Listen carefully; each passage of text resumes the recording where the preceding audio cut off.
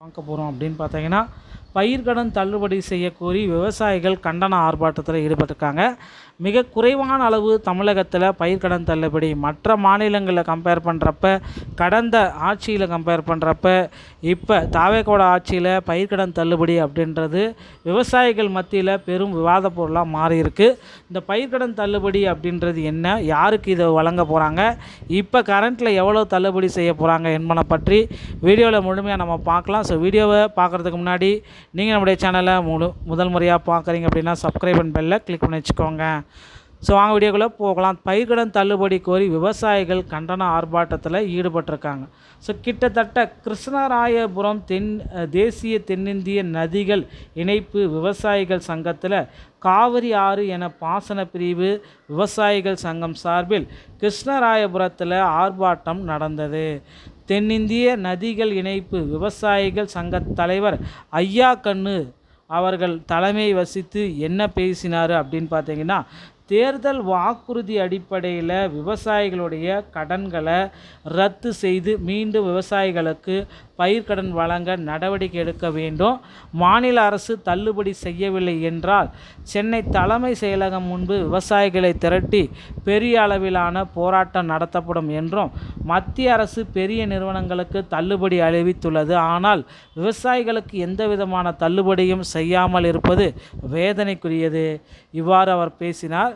So Krishnarayapuram Kaveri ஆறு பாசன நிர்வாகிகள் கோவக்குளம் ராஜேந்திரன், தட்சிணாமூர்த்தி, கிருஷ்ணன், அம்பிகாவதி உட்பட 100க்கும் மேற்பட்ட விவசாயிகள் இதில் கலந்து கொண்டார்கள்.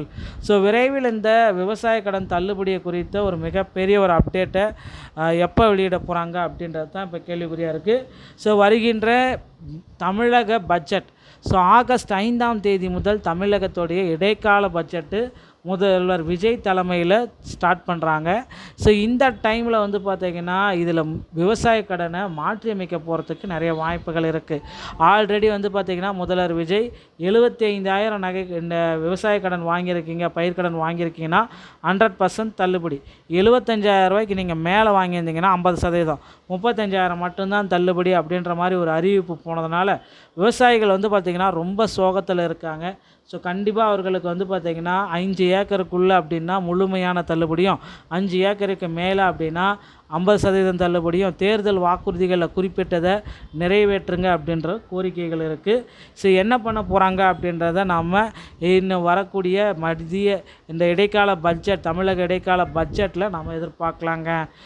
இதில் வந்து பார்த்திங்க அப்படின்னா எந்த அளவுக்கு மாற்றங்கள் இருக்கும், எவ்வளோ நிதி ஒதுக்கீடு பண்ணுவாங்க அப்படின்னு பார்த்திங்கன்னா, விவசாயிகளுக்காகவே 65,000 கோடி ரூபாய் வரைக்கும் நிதி ஒதுக்கீடு செய்கிறதுக்கு வாய்ப்புகள் இருக்குது. ஸோ கிட்டத்தட்ட ஒவ்வொரு விவசாயிகளுக்குமே கடன்களை அதிக அளவில் இந்த டைம் வழங்க போகிறாங்க. ஸோ வழங்கி அடுத்த 2 ஆண்டுகளில் கட்ட முடியலனா அந்த கடனை அரசு தள்ளுபடி செய்கிறதுக்கும் நிறைய வாய்ப்புகள் இருக்குது. ஓகேங்களா? ஸோ பயிர்க்கடன்களை இந்த மாதிரி தான் அரசு வந்து தள்ளுபடி செய்ய போகிறாங்க.